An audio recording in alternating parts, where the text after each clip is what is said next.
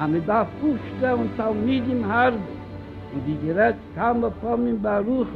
Als jeder stellt zu 100 Talmid, 1000 Talmid. Und alle Talmid, die bald was gekommen sein mit dem.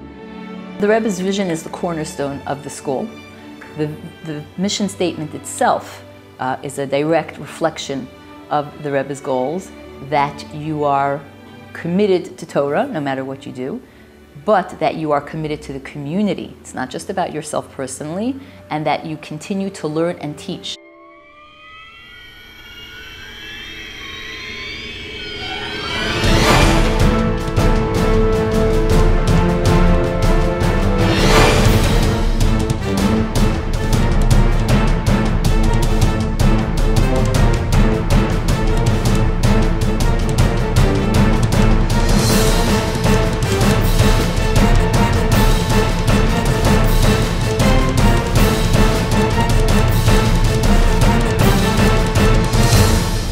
The school is called Hebrew Academy Community School. By design, the word community reflects the fact that not only is it open for every single Jewish child, regardless of where they're coming from, but it also reflects our desire to be part of the community. Judaism can be summed up in 6 words: learn it, love it, live it. And that has been part of the goal of our educational system, that what we learn has to be taught in such a way that the children love it. Not just love that they are learning, but love what they are learning: science, math, Torah, history, and then to live it. And then to take what they've learned and bring it to the streets, whether in their own lives, their families' lives, or in the community lives. We look at each child as an individual, and we try to bring each individual child to his or her potential. You go to school for 3 reasons. Number 1, you go to school to learn what it means to be a productive Jewish citizen of the world. Number 2, you learn the ability to learn. And number 3, you gain the desire to learn. And when we created our curriculum, we said, what can we do to make kids want to learn? And therefore we added contests, and therefore we added fun components to learning, and we added a relationship to learning, both with the teachers themselves as role models, as well as with the things that they were learning.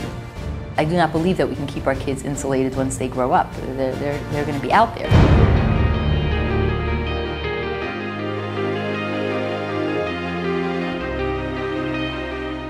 Our students are going into a world where technology is the norm.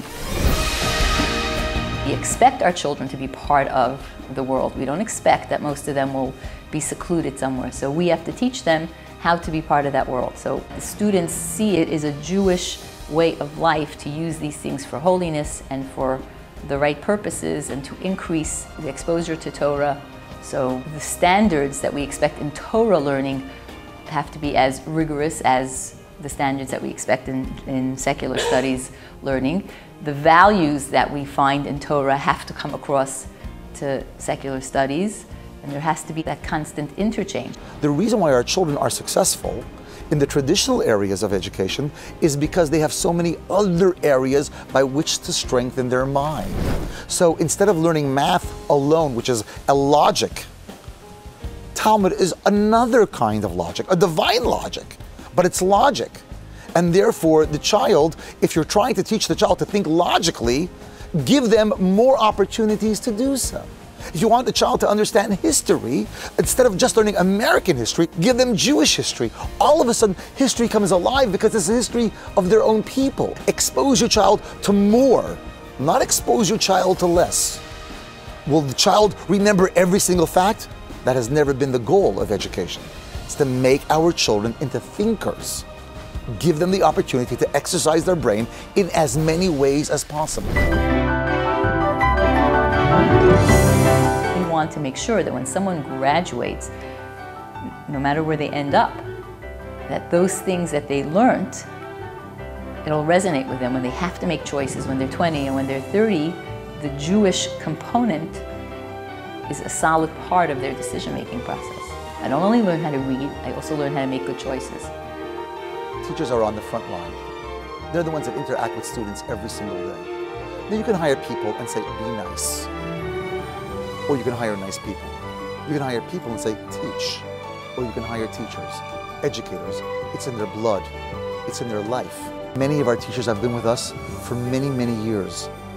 They've watched their lives change.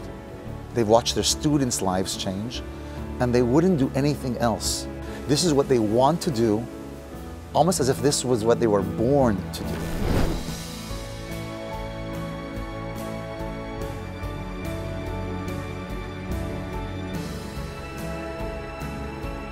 Our goal was not to limit ourselves based on where you're coming from, based on what your religious background or your religious philosophy is. Because we did believe to build a community, or to build any Jewish child's future knowledge, if we're only going to take kids who already have a background, then we're defeating the purpose. The Hebrew Academy has been able to address education on a family level. This past year, for instance, we're very fortunate we were able to partner with Kohelet, and it provided with other organizations, both Yeshiva University and JLI, opportunities for parents to come and learn about Judaism, for parents to understand what's involved in learning from our point of view. That learning is about acquiring skills, ideas, values, and parents have come back to me already in the classes and said, I sincerely appreciate the process of learning that I never had with another school. Everybody has to learn more than where they started from. I'm at point A, the goal is to move to point B and then to point C. And if you're already at C, the goal is to move to point D.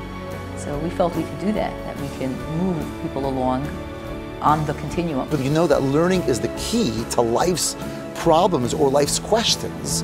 You begin to look to Torah and to the values of Torah as the key to finding answers in your own life. We've always tried to have that passion, that excitement, and that knowledge that Torah, Judaism, religion provides keys not to only getting 100 on your test, but to getting 100 on your life.